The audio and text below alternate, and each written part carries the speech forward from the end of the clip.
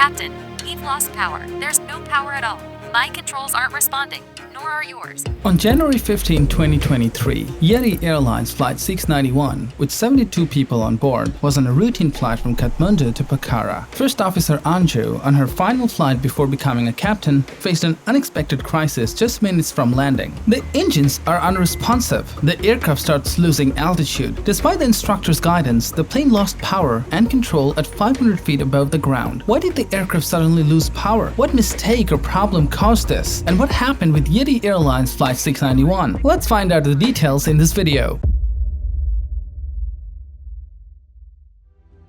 It's a beautiful sunny day in Kathmandu, the capital of Nepal, and an exciting one for First Officer Anju Kariwada. By the end of today, she hopes to become Captain Kariwada, making a long-time dream come true. Originally trained as a nurse, Anju changed paths to become a pilot after her husband, Captain Pokhara, tragically died in a plane crash in Nepal in 2006. One of those stories is of the co-pilot Anju Kariwada. Her husband died in a small plane crash back in 2006.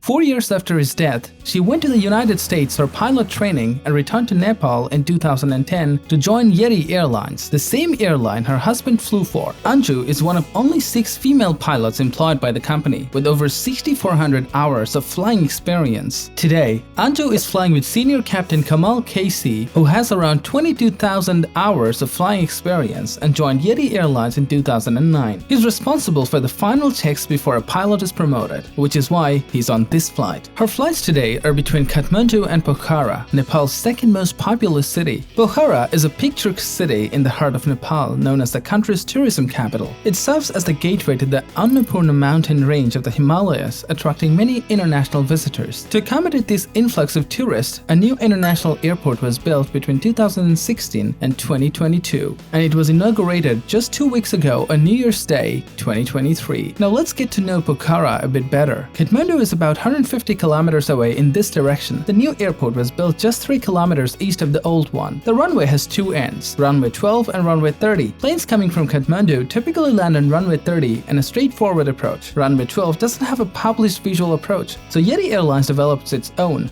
which involves making tight turns and flying at a lower altitude to avoid the mountains. However, this doesn't meet the standards for a stabilized visual approach. Today's flight is on an ADR 72-500, a turboprop regional airliner designed for short-distance flight. This particular plane is 16 years old, having previously flown for India's Kingfisher Airlines and Thailand's Nok Air before being sold to Yeti in 2019. It's a reliable workhorse and is in good working condition. First Officer Anju and Captain Kamal are scheduled to make 2 round trips to Pokhara today. The flight from Kathmandu to Pokhara takes about 26 minutes. First Officer Anju was on her check ride, sitting in the commander's left seat with Captain Kamal in the right seat. During their first approach to Pokhara, air traffic control assigned them runway 30, and they made a safe straight-in landing. After a 30-minute turnaround to reboard passengers and refuel, they taxied back to the runway. The flight took off from Pokhara and landed uneventfully in Kathmandu 26 minutes later. The next leg would be the incident flight. Anju was just 30 minutes away from completing her 100 flight hours to qualify as Captain Anju. All she needed to do was fly this leg from Kathmandu back to Pokhara and land safely. The passengers began boarding the plane. There were 57 Nepalis on board, including 4 crew members, along with 5 Indians, 4 Russians, 2 South Koreans, and 1 passenger, each from Argentina, Australia,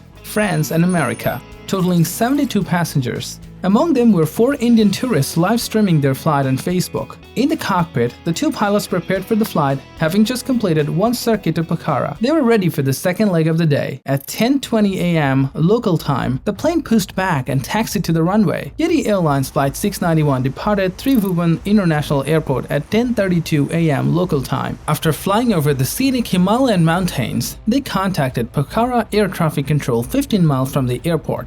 Air traffic control cleared them for a straight-in approach on runway 30, the same approach they had used earlier that day. However, since this was her familiarization flight, Captain Kamal wanted First Officer Anju to practice the runway 12 approach as well. They requested and received clearance from air traffic control for the runway 12 approach. This approach had not been approved by the Nepal Aviation Authority, and the crew had not been trained on it. The tight nature of the approach would also increase the crew's workload. The pilot flying requested flaps to be set at 30. The pilot monitoring confirmed that the flaps were at 30 and the aircraft was descending. However, Captain Kamal mistakenly moved the wrong lever, putting the conditioned lever into the feather position instead of setting the flaps to 30. This caused the propellers to stop producing forward momentum as they were now feathered. Captain Kamal continued to announce flaps 30 and descending without realizing the error. 5 seconds later, a warning chime sounded in the cockpit and the engine noise changed, indicating a loss of forward thrust. Despite attempting to increase power, the aircraft started to lose altitude. With the runway just 1 minute away and the plane only 500 feet above the ground, the senior pilot took control of the aircraft. As the plane continued to descend, Captain Kamal conducted a quick scan of the instruments and noticed that the flap lever was set at 15 instead of 30. He promptly adjusted it to 30 in an attempt to correct the situation. However, amidst the high workload in the cockpit, the crew failed to recognize that the conditioned lever was incorrectly positioned. With no power being generated and the flap set to 30, the increased drag exacerbated the aircraft's descent. Within seconds, the stick shaker activated, warning of an impending stall. The left wing stalled due to the reduced speed, while the right wing still generated lift, causing the plane to sharply bank to the left. The engines are unresponsive. The aircraft starts losing altitude. Anju increases the power lever. Nothing happens. She pushes it to the max, but still nothing. The senior pilot immediately takes over control. The plane keeps descending, and they can see the runway, but the plane starts banking to the left. Despite the pilot's efforts, they were unable to regain control. At 10:57 a.m., the plane impacted the ground in a gorge near the banks of the Seti Gandaki River.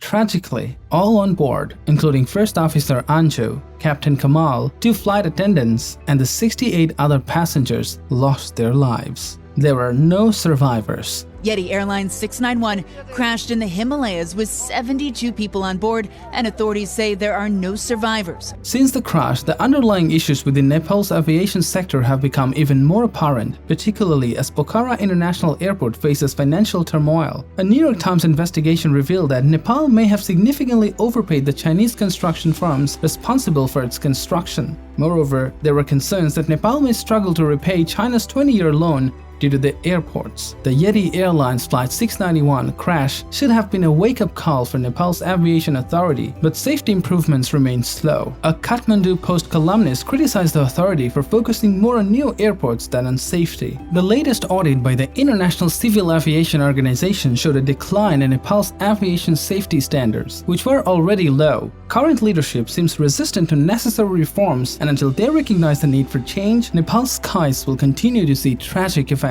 If you found this video insightful or have any thoughts to share, drop a comment below. Don't forget to subscribe to our channel for more compelling stories and updates on aviation incidents. Until next time, stay informed and stay safe.